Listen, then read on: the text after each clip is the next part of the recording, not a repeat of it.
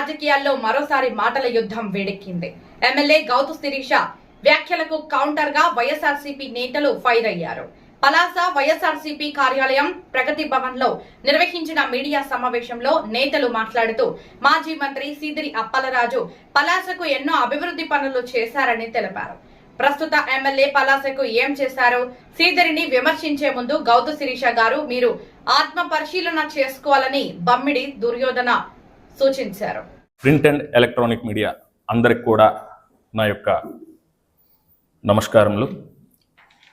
ఈ యొక్క మీడియా సమావేశం యొక్క ముఖ్య ఉద్దేశం ఏంటంటే పలాస నియోజకవర్గ ఎమ్మెల్యే గారు గౌతు శిరీష గారు ఎమ్మెల్యేగా ఆవిడ ప్రెస్ మీట్లు పెట్టొచ్చు, మాట్లాడొచ్చు, ప్రజలకి ఒక మంచి సందేశం ఇచ్చే విధంగా ఆ మాట తీరు ఉండాలి. కానీ ఆవిడ మాట్లాడే విధానం అసహనంతో ఉంటుంది. ఆ అసహనంలో ఆవిడ ఏం మాట్లాడుతున్నారో ఎవ్వరికీ అర్థం కావడం లేదు. నాకు తెలిసి ఈ అసహనం ఎందుకంటే టీడీపీ పార్టీ అధినేత చంద్రబాబు నాయుడు గారు పాలనలో ప్రజలకి ఏమీ చేయకపోయినా వాళ్ళ పార్టీ నాయకులు ఏం చేస్తున్నారో లేదో తెలుసుకోవటానికి ఎప్పటి కూడా సర్వేలు చేస్తూ ఉంటారు. నాకు తెలిసి ఈ సర్వేల్లో ఈవిడ 174 175 స్థానం కిందకి పడిపోయి ఉంటారు. దాంట్లో భాగంగా ఆవిడకి తెలిసి ఉంటుంది, అమ్మా మీ పరిస్థితి ఎలా ఉంది, ఇలా అయితే మీకు కష్టం, మీరు డెవలప్ అవ్వాలి అంటే ఆవిడ ఆ మాటలు విని వచ్చి మీడియా సమావేశంలో ఈ అసహనంగా, కోపంగా, భావోద్వేగంతో మాట్లాడుతున్నారు. ఆ అసహనంలో భాగంగా ఇక్కడ మా నాయకుడు అప్పలరాజు గారి మీద, మా అందరి అభిమాన నాయకుడు జగన్మోహన్ రెడ్డి గారి మీద ఎన్నెన్నో మాట్లాడుతున్నారు. సరే, రాజకీయంలో ఉన్నాము, నాయకుడి మీద, మా నాయకుడి మీద మీరు ఏవేవో మాట్లాడారు, మా అధినాయకుడి మీద ఏవేవో మాట్లాడుతున్నారు, మా సెకండ్ లీడర్స్ మీద ఏవేవో మాట్లాడుతున్నారు. రాజకీయాల్లో ఇవన్నీ కామనే అని మేము అనుకుంటున్నాము. కానీ మీరు మాట్లాడే మాటలు అనేవి ప్రజలను కూడా తప్పుదోవ పెట్టే విధంగా, ప్రజల్ని రాంగ్ రూట్లో వెళ్ళే విధంగా మీరు మాట్లాడుతున్నారు. ఇప్పుడే చెప్పారు మా పార్టీ నాయకులు, ఈ అభివృద్ధి కోసము, ఈ సంక్షేమం కోసము మీరేమీ చేయలేదు, మేమే అన్నీ చేస్తామనేసి ఎన్నెన్నో మీరు ఈ మీడియా సమావేశంలో ఎమ్మెల్యే గారు మాట్లాడారు. ఈ 60 సంవత్సరాల కాలంలో మీరు ఈ నియోజకవర్గానికి ఏం చేశారు? ఇదిగో మేము ఇది చేశాము అని మీరు ఏ రోజు ఏ మీడియా సమావేశంలో కూడా చెప్పడం లేదు. 60 సంవత్సరాల్లో మీరు ఏమీ చేయలేదు, మేము అది చెప్పగలుగుతున్నాము. మేమేమేం చేశామో అది ప్రతి ఒక్కటి కూడా పేర్లతో సహా చెప్తూ ఉన్నాము. మీరు తీసుకోండి, స్కూల్స్, కాలేజెస్ ఒకటేంటి ఇలా చెప్పుకొని పోతే రోజల్లా మీడియా సమావేశం పెట్టినా సరే సరిపోవు ఈ 5 సంవత్సరాల కాలంలో జరిగిన అభివృద్ధి పనులకి. అలాంటిది మీరు గంటల కొలిది మీడియా ముందు మాట్లాడుతున్నారు. 60 సంవత్సరాల కాలంలో చేసిన అభివృద్ధి పనులు ఏంటో మీరు ఒక్కటి కూడా చెప్పలేకపోతున్నారు అనేసి అంటే మీ 60 సంవత్సరాలు కూడా ఓన్లీ పరిపాలన చేశారు తప్ప కానీ అభివృద్ధితో కూడిన పరిపాలన చేయలేదని చెప్పేసి ప్రజలందరూ కూడా బయట చర్చించుకుంటున్నారు. మీ నాన్నగారి ముఖం చూసో, మీ తాతగారి ముఖం చూసో, కానీ ఈసారి అవకాశం మీకు ప్రజలు ఇచ్చారు. ఇచ్చేటప్పుడు ప్రజలు ఇచ్చిన అవకాశాన్ని సద్వినియోగం చేసుకొని ఈ యొక్క పలాస నియోజకవర్గ అభివృద్ధి కోసం ఈ 2 సంవత్సరాలైనా సరే మీరు దృష్టి పెడితే చాలా బాగుంటుందని మేమందరం కూడా కోరుకుంటున్నాము.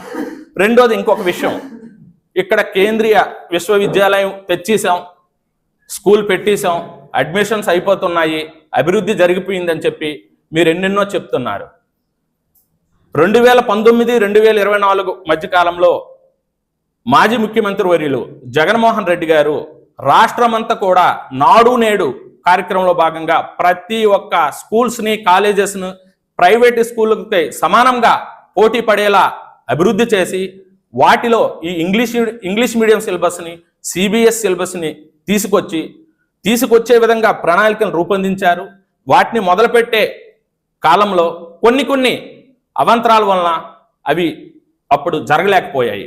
ఈసారి వైఎస్ఆర్సీపీ ప్రభుత్వం వచ్చి ఉంటే అవన్నీ కూడా జరిగేవి. కానీ ప్రజల దురదృష్టవశాత్తు ప్రభుత్వం పోయింది. మీరు వచ్చిన తర్వాత అవన్నీ కూడా సిబిఎస్ఈ ఇంగ్లీష్ మీడియం స్కూల్స్ అన్ని కూడా ఆపించేసి పేద ప్రజల్ని చదువు రాని వాళ్ళగా అదే విధంగా ఉంచాలనే ఒక దీంతో మీరు ముందుకు వెళ్తూ ఇప్పుడు వచ్చి ఇక్కడ ఏదో 150 మంది పిల్లలకి తీసుకొచ్చే ఒక స్కూల్, అది కూడా టెంపరీ, ఏం బిల్డింగ్ కన్స్ట్రక్షన్ అయిపోలేదు, ఏం రిబ్బల్ కటింగ్ చేస్తే ఇంకా మీరు ఎంత గొప్పగా చెప్పుకుంటారో మేము ఊహించుకోలేకపోతున్నాం. కాబట్టి వీటన్నిటిని కూడా మీరు ఒకసారి ఆత్మ పరిశీలన చేసుకోండి. ఏదో రాజకీయాల్లో ఉన్నాం కదా, ఒకరికొకరు బురదల్లుకోవడం వల్ల ఏవో ఓట్లు పడిపోతాయి అనుకుంటే అది కరెక్ట్ కాదు. ప్రజలు ప్రతి ఒక్కటి కూడా గ్రహిస్తూ ఉంటారు. అక్కడ మీ అధినాయకుడు సంపద సృష్టి అంటూ ప్రజల్ని ఏదో విధంగా మభ్యపెట్టే విధంగా ఆయన యొక్క ఉపన్యాసాలు ఉంటున్నాయి. కానీ మీరు ఒక్కటి మాకు చెప్పండి, పలాస నియోజకవర్గ ఎమ్మెల్యేగా ఈ పలాస నియోజకవర్గంలో మీ ప్రభుత్వం వచ్చి 2 సంవత్సరాలు అయింది. ఈ 2 సంవత్సరాల్లో మీరు ఎంత సంపద సృష్టించి తద్వారా అభివృద్ధి పనుల్ని మీరు చేపట్టారో మీరు చెప్పాలి. ఇక్కడ జరుగుతున్న సంపద సృష్టి అంతా కూడా ప్రజల యొక్క సహజ వనరులు ఏవైతే ఉన్నాయో అవన్నీ కూడా దొంగిలించబడుతున్నాయి. ఆయా కూటమి నాయకుల యొక్క జోబులు నిండుతూ వాళ్ళ సంపద సృష్టించుకుంటున్నారు. కానీ ప్రజల సంపద అంతా కూడా ఆవిరైపోతూ ఉంది. వీటన్నిటిని కూడా మీరు గ్రహించాలి. ఇంకొక అంశం, మా మంత్రి గారి కోసం మీరు ఎన్నోసార్లు చెప్తుంటారు. ఎందుకంటే మీరు అధికారంలో ఉన్నారు, మేము ప్రతిపక్షంలో ఉన్నాము. మీరు అధికార పక్ష ఎమ్మెల్యేగా ప్రతిపక్షం వాళ్ళకి ఏదో ఒకటి అనాలి అని చెప్తున్నారు తప్ప ఆయన విజ్ఞత ఏంటి, ఆయన చదువేంటి, ఆయన రాజకీయంలో రాణించిన అంశాలు ఏంటి, మీరు మీడియా ముఖంలో మీరు చెప్పే ముందు ఒక్కసారి మీరు ఖాళీగా ఉండేటప్పుడు ఒక 10 నిమిషాలు మీరు అలా మీరు ఆత్మ పరిశీలన చేసుకుంటే ఆయన చేసిన అభివృద్ధి పనులు ఏంటో తెలుస్తాయి. ఏదైతే ఈ కిడ్నీ హాస్పిటల్ అని అందరము చెప్పుకుంటుంటామో ఆయన అది ఎవరి కాలంలో దానికి పునాది రాయి వేశారు, ఎవరు ఓపెనింగ్ చేశారు, అదంతా కూడా ఎవరో ఏదో చెప్తే తెలిసేది కాదు. మీరు రాజకీయంలో ఉన్నారు, మీ నాన్నగారు సుదీర్ఘంగా రాజకీయంలో ఉన్నారు, మీకు ఆల్రెడీ అనుభవం ఉంది. కాబట్టి ఎవరో మీకు చెప్పవలసిన అవసరం లేదు. అవును, వాళ్ళన్నది నిజమే. ఆ హాస్పిటల్ పునాది రాయి వేసింది వాళ్ళే, ఓపెనింగ్ చేసింది కూడా వాళ్ళే. మనం ఇలా ప్రజల వద్దకు వెళ్ళి ఇలా చెప్పడం వల్ల మనము అభాస పాలు అవుతాము అని చెప్పేసి మీరు తెలుసుకోవాలి. ఆల్రెడీ ఈ నియోజకవర్గ ప్రజలందరూ కూడా తెలుసుకున్నారు. అయ్యో, ఒకసారి అవకాశం ఇచ్చి తప్పు చేశాము, కానీ ఈ ప్రజాస్వామ్యంలో 5 సంవత్సరాల వరకు మధ్యలో తప్పులు జరిగినా సరే మరి మనం ఏమీ చేసుకోలేము, 5 సంవత్సరాలు కూడా ఓపికగా ఉండాల్సిందే అని ప్రజలు ఆల్రెడీ తెలుసుకున్నారు. ఇది గ్రహించిన ఇప్పుడు ఈ ముఖ్యమంత్రి చంద్రబాబు నాయుడు గారు ప్రతి ఒక్క స్టేజ్ మీద మాట్లాడేటప్పుడు ఒక మాట మాట్లాడుతున్నారు. ప్రజలందరూ కూడా దీన్ని గ్రహించాలి. ఏంటంటే వైకంఠపాలి మీరు చేసుకోవద్దు, ఈ రాష్ట్రాన్ని వైకంఠపాలి విధంగా మీరు మార్చుకోవద్దని ఒక మాట ఆయన అంటున్నారు. దాని అర్థం ఏంటో ప్రజలందరూ కూడా తెలుసుకోవాలి. అంటే ఏదో జగన్మోహన్ రెడ్డి గారి పాలనలో అంత ప్రభుత్వం పోయింది, రాష్ట్రం పోయింది, నేనొచ్చి మళ్ళీ అంతా కూడా డెవలప్ చేస్తున్నాను, మళ్ళీ వైకంఠపాలి ఆడితే మళ్ళీ కిందకు వచ్చేస్తారు అని ఆయన కూడా అభద్రతా భావంలో అలా మాట్లాడుతున్నారు. కానీ ఇప్పటికే ప్రజలందరూ కూడా తెలుసుకున్నారు. ఆల్రెడీ మనం అందరం కూడా ఈ వైకంఠపాలిలో పాము నోట్లో ఆల్రెడీ పడిపోయాము, బయటికి వచ్చే పరిస్థితి లేదు. మరో 2-3 సంవత్సరాలు మనం బయటికి రావడానికి టైం పడుతుందని చెప్పి ప్రజలందరూ కూడా అనుకుంటున్నారు. మళ్ళీ జగన్మోహన్ రెడ్డి గారి ప్రభుత్వం వస్తే గాని మనము వైకంఠపాలిలో ఉండే ఈ యొక్క నిశ్చింతాలుగా స్టెప్పులను ఒకటిగా ఎక్కి మన యొక్క బ్రతుకులు బాగుపడతాయన్న దీంట్లోకి ఆల్రెడీ ప్రజలు వచ్చేసారు తప్ప మీరు ఎన్ని కళ్ళబొల్లి మాటలు చెప్పినా సరే ప్రజలు ఈసారి తప్పు చేయడానికి సిద్ధంగా లేరని ఈ యొక్క మీడియా సమావేశం ద్వారా మీకు తెలియజేస్తున్నాను. నెరవేర్చలేదు. ఈ పలాస నియోజకవర్గంలో ఈ 2 సంవత్సరాల్లో ఎన్ని మీరు కొత్త పెన్షన్లు ఇచ్చారు, ఎన్ని మీరు కొత్త ఇల్లు మంజూరు చేశారు. అదేవిధంగా ఇప్పుడు ఆల్రెడీ రైతులకి సీజన్ వచ్చేసింది, ఇప్పుడు విత్తనాలు వేసే సీజన్ వచ్చింది. ఈ సీజన్ కోసం మీరు ఎన్ని విత్తనాలని రెడీ చేసి పెట్టారు. మళ్ళీ ఈ విత్తనాల విషయంలో కూడా మొన్న ఎరువులకు జరిగే విధంగానే మళ్ళీ గ్రామాల్లో రైతులందరూ కూడా సచివాలయాల ముందు, జగనన్న కట్టించిన సచివాలయాల ముందు అలాగే కాపిస్తారో, లేకపోతే ఈసారి అయినా సరే రైతులందరికీ ఈ యొక్క విత్తనాలు అనేవి సకాలంలో అందిస్తారో మరొక 10-15 రోజుల్లో తేలిపోతుంది. ఇదే కానీ జరిగినట్టయితే ఏదైతే యూరియా కోసం అందరం కూడా కదం తొక్కి వెళ్ళి మెడలు వంచి యూరియాను తీసుకొచ్చి మళ్ళీ సచివాలయాల్లో వేపించుకున్నామో, అదే విధంగా విత్తనాల కోసం కూడా ఇలా జరగకుండా మీరు ముందుగానే ప్రణాళికలు చేసుకొని ప్రతి ఒక్క రైతుకు కూడా విత్తనాలు అందే విధంగా చొరవ తీసుకోవాలి. లేని ఎడ్ల ప్రతి ఒక్క రైతు కూడా రోడ్డు మీదకు వచ్చి పోరాడే సమయం ఆసన్నమైంది. దానికి మీరు అవకాశం ఇవ్వకుండా అధికార పార్టీ నాయకులుగా, ఎమ్మెల్యేలుగా మీరందరూ కూడా చొరవ తీసుకోవాలని ప్రధాన ప్రతిపక్షంగా వైఎస్ఆర్సీపీ నాయకులుగా మేము డిమాండ్ చేస్తూ ఉన్నాం. ఇంకొక విషయం, చాలా ఇంపార్టెంట్ విషయం, ఎమ్మెల్యే గారు మీటింగ్లో ఏం చెప్పారు? మొన్న పత్రికా సమావేశంలో పిఎస్సిఎస్ లో అవినీతి 5.5 crore 50 lakhs జరిగిందని చెప్పారు. చాలా సంతోషం ఆ ఫిగర్ చెప్పినందుకు. ఇది ఎప్పటి నుండి జరిగిందని చెప్పారు? 2005 నుండి 2024 మధ్య, వాళ్ళ ప్రభుత్వం వచ్చే మధ్య గ్యాప్లో. మరి 2005 నుండి 2024 మధ్య జరిగితే ఆ మధ్యలో ఉండే ప్రభుత్వం ఎవరిది? 2014 నుండి 2019లో ఉన్న ప్రభుత్వం మీదే కదా. అలాంటప్పుడు 2005లో జరిగే ఈ అవినీతి మీద 2014-19లో మీరు ఎటువంటి విచారణ జరపకుండా గాలికి వదిలేసి ఇప్పుడు 2024లో దీనిపైన విచారణ అంటున్నారు అనేసి అంటే దీని వెనుక ఏదో పెద్ద మతలబు ఉందని మేము భావిస్తున్నాం.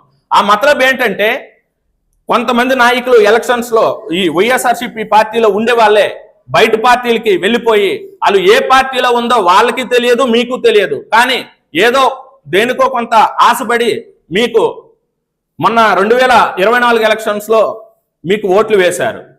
ఆ తరువాత వాళ్ళు అనుకున్నారు, మీరు అనుకుని ఉంటారు అంత కూడా సామాన్యంగా అంతా జరుగుతుంది, పర్వాలేదని అండర్స్టాండింగ్ గా ముందుకు వెళ్ళినట్టున్నారు.